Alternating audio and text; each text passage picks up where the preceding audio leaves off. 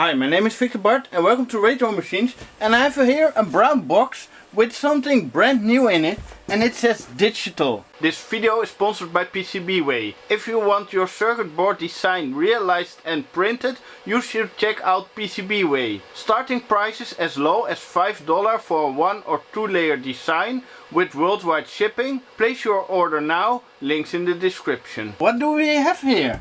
We have a digital motherboard, Digital Equipment Corporation, Maynard, USA. And it's a pretty standard box. So what can be inside of here? And what's inside of here is pretty rare. And I checked online and I saw nothing was for sale. Let's read what we have. Description: AlphaPC 164LX motherboard for Windows NT. Quantity 1. Box number 19,525, digital semiconductor. For the rest there is not much on this box. Oh, here's a stamp. It says Sean Ford. So maybe he packed this. And there's a sticker here with Canada. And I got this motherboard from Martin from Sweden, so thank you. So in this video I want to find out if this rare piece of hardware, which runs Windows NT but not on an x86 CPU, still works. That was a pretty difficult sentence, so I hope you understand that I just want to test out this motherboard and in the future run Windows NT on an Alpha CPU, because this motherboard has an Alpha CPU and back in the days I really wanted to have this board, but I really couldn't afford it, and it was a budget option to run an Alpha, but yeah, it was too much money for me. But there was also an AT version of that board, and that was much more affordable, but I never got it. So here's Smith Packaging, July 97. So this is pretty old. So let's open it and see what's inside. And the inside is completely brand new. So yeah, let's check this out and get the camera closer. So what do we have here? Here we have a warranty card, how to make a warranty claim, product not covered under warranty, warranty agreement. Here some kind of license agreement, so maybe for the software. Here a note. Please be advised that the following issues pertain to the AlphaPC 164LX motherboard product. Compatibility problems exist between the AlphaPC motherboard and the QLogic SCSI controller, so don't use the QLogic. But I think I have an LSI controller that works on Alpha, so we're gonna use that instead. But this board also has IDE, and I will show it to you later. Due to the fact that we have not verified this product in server configurations, we do not recommend it to use with multiple SCSI controllers or a Windows NT server. For the rest, some other not interesting info. And here we have the motherboard manual. Super nice, super clear, how you need to install Windows NT, the jumpers, the memory settings, everything. Yeah, let's keep it on this page, because I think we need to understand some things on the motherboard, because it has some strange connectors. And here we have a diskette, digital semiconductor, AlphaPC 164LX Windows NT4 installation diskette, revision 1, disk 1 of 1, so the software is complete, and probably this is the boot floppy or something to install Windows NT, or maybe the drivers for the IDE, something like that. But I never used this motherboard before, so for me it's also new. And here we have a brand new cooler, and the cool thing is it looks like a standard socket 7 cooler, but it is not. It has a 5 cm fan, like a high quality fan with a metal plate on top, so this probably won't burn out. But also on the bottom we have 2 holes. So you think, why does it have 2 holes? Now it's super simple, because the CPU also have 2 bolts, and here in between there are even nuts. So you really bolt this with nuts onto the CPU. And it has some extra clips to hold in place, which is cool because now I can just try it out for booting without installing this CPU cooler for real. And here in this little anti-static bag there is the original heat spreader plate or thing that needs to go under the CPU. So we don't have to use thermal paste, we can use this plate, but maybe I'm gonna replace it with thermal paste. I'm not sure yet, but in this video I just want to see if it boots. So let's take out the motherboard and see this cool piece of hardware. The nice thing about this motherboard that it is an ATX motherboard, so you can build an AlphaPC with normal PC parts. So that was pretty unique, and I only think this motherboard came out and the AT motherboard came out with an 166 CPU. Yeah, let's see what we have. Here we have the normal ATX connector. We have two COM ports, PS2 ports and a parallel port, no USB, no LAN ports. We have 4 DIMM banks and it supports SD RAM, so we can use super cheap RAM. And I'm not sure if it needs ECC or not. We will try it first out without it. Here we have a floppy controller. And here we have 2 IDE controllers. But there's not a plastic shield around it. So when installing you really need to pay attention that you don't bend the pins. Here we have 2 normal PCI slots and 2 64-bit PCI slots on 33 MHz. So you can also use just normal PCI cards in here. We have 2 ISA slots and we have some really strange port here. It looks like a modem, but I already checked, it's not a modem. Let's read what it is. So this port is an, let's see, it's Y29. It's an SROM test port connector. So we probably never gonna use that. And luckily we have a standard BIOS battery, so no Dallas chip that we need to mod. So that is super nice. The caps are super high quality, all in good shape. Even an Intel chipset, that's probably for the PCI. Yeah, PCI set. Here we have another chipset, but there's a heatsink on top of it. And here we have the CPU. And let's see what we have. We have a 21164P8 CPU running at 533 MHz. And it is a 499 socket. And you can easily remove the CPU by using this handle. So it's a SIF socket.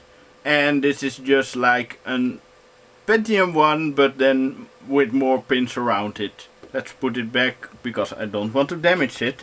And this top plate probably contains gold. DEC 1996, so this is probably designed in 1996. I think this is the 2 MB level 3 cache. So we have a lot of cache. We have a super fast CPU for back in the days, running at 64-bit. So this is really a powerful motherboard. One thing that is missing with this board is the I/O shield.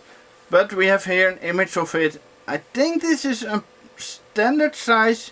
I need to check out and I need to find one. So if someone has an I/O shield for this motherboard, let me know. I love good documentation because finding out the info about this old stuff is sometimes a little bit difficult. Memory and microprocessor configuration. Let's see what we need to have for memory. For higher system speed or greater throughput, you can upgrade SDRAM memory by replacing DIMMs with those of greater size. So you can upgrade it. Pretty standard. When configuring or upgrading SDRAM, observe the following rules. Each DIMM must be 168 pin unbuffered version and running at 100 MHz. All DIMMs must be equal size if they are in the same bank. So no note of ECC. So this is probably with super standard memory. So here you can see the bolt threads that come out of the CPU. Only Alpha uses this. So let's install the CPU cooler and just put it down with the metal clip here instead of removing the fan and bolt it down, because I just want to see if it's running. that clip doesn't help anything. Yeah, I just gonna try it out for short amount of time, just see if it posts. And if it gets way too hot, I will directly disconnect it. Let's see what kind of memory modules are supported. I think the biggest memory module is 128 megabyte, but we can try someday with just 4 times 256 megabyte, just to see if it's supported but not in a manual. That happens sometimes. So I have here my box with some random memory modules. So let's see what we have here. Here we have a 64 megabyte PC100, and I think we even have a set of them.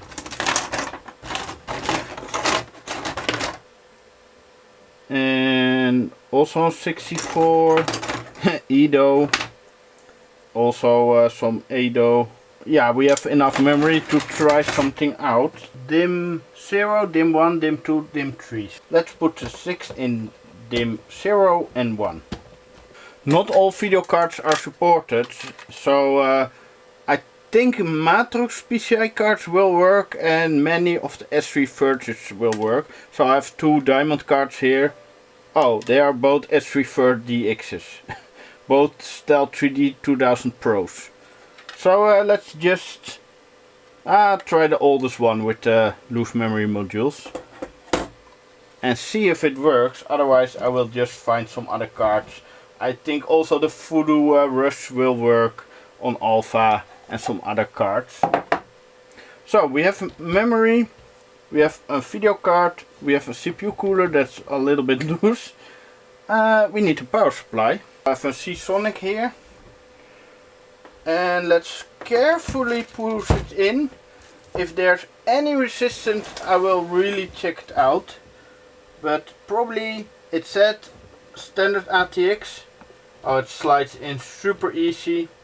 So yeah, this must be right. Otherwise I will blow it up and that will be very sad. Now we need a keyboard. Let's use this orange compact. The special edition. Not many are made of this color, only one by me when I had a spray can on a hacker's camp. And the really cool thing about this platform is it uses standard PC parts. So standard memory, standard video cards, standard SCSI cards. But the PCI cards need to have Alpha support. So not all cards will work, only if they have like the correct BIOS in the card. So let's connect everything and see if it boots up. And configure Windows NT. Let's go back. Pin out, PCI bus pin out. No, we don't need to have that info right now. I want to have the connector pin out. Connector pin out.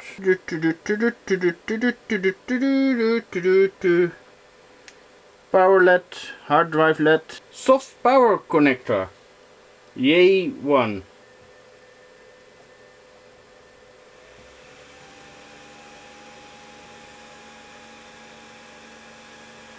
The fan spins. No beeps because we don't have a speaker. Let's see what happens. Because this board is brand new and this is the first time that it's booting. And I'm not sure how long it takes to boot up this platform when the first post is in. And maybe the BIOS battery is empty and then it sometimes gets in a no boot state. And it can be the memory, it can be the video card, it can be the BIOS battery, it can be many things. Let's start with changing the BIOS battery. Because after 24 years that is probably empty.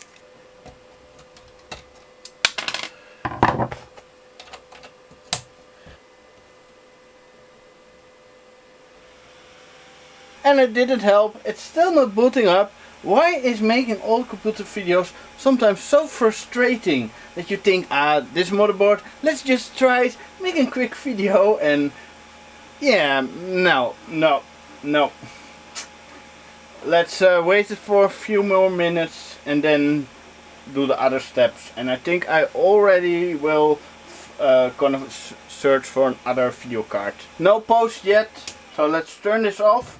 And here I have my box of Matrix video cards. They probably should work because Matrix is just the best brand in the world. A Matrix Millennium 2. That's just a professional card with all the options. And this is a Mystique 220. This is more the consumer variant, but still really compatible. Here also a Matrix Millennium, the older style, so the older the better is probably a good thing, and the rest is more HP cards.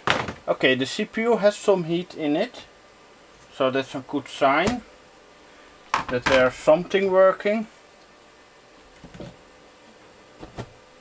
This is PCI slot 3, 2, 1, 0, so this is slot 0. So let's first try it if it works on this slot, and otherwise I will try this slot.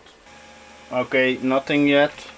Also the keyboard doesn't give a numlock or something. So let's go to slot 0. Sometimes cards are pretty picky about which slot they are in. Okay, nothing yet. So let's swap out the memory. So I've here a Pacer stick, 64 MB PC100, and hopefully it helps. Because I now have done the 3 normal steps to do. It's not booting. I'm gonna read more in the manual and I'll come back to you if I found some information that possibly could work. Or maybe I need to set the CPU jumpers. I forget that not everything is plug and play with the old stuff. IRQ3210 IRQs for setting the CPU speed? What? The jumpers are fine, so that's also not the issue. It supports beep codes, and I found this super cute mini PC speaker thingy. So let's connect it. Let's see if it makes some music. Beep beep beep beep beep beep. It gives 5 beeps, and in the beep codes 5 beeps is no memory found. And to be honest, this is the best problem that you can have, because memory is much more easy than fixing chips and stuff like that, or ROMs or BIOSes. So we're gonna need to find better memory. Okay, last try. I have server modules of my compact servers. So let's see if those will work. Also beeping. I think I'm gonna stop for tonight and just see if I can find some more info about the memory. Or maybe there's one jumper wrong, because I tried 7, 8 different modules and nothing is working. I asked for some advice on the Deck Alpha Facebook group, and everyone that used this motherboard said that it needs ECC memory. And if we check the manual by the standard feature, it doesn't say ECC. Also by the memory configuration, no ECC is mentioned, but now I check it further, it says X72, and that means ECC memory. And I looked around in my collection and I found one stick that is not compact server memory with ECC. So yeah, this is a 512 MB stick. So it's not supported by this motherboard, but let's try it out. And I already asked Dave Pennings, and he has a set of memory for me, but I need to pick it up by him. But let's give this a try and see what happens.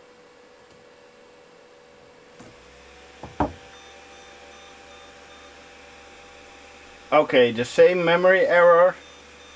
So I cannot test it with my current memory in the studio. Look what I just found in my scrap pile of memory modules. 2 ECC modules with 9 chips. Even this one has 18 chips. And this is 128 megabytes thick. And this one, I don't know. So let's test this out because I want to see it working. The moment of truth. Will it work?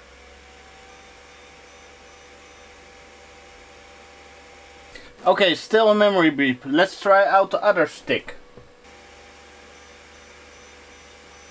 Okay, still beeping.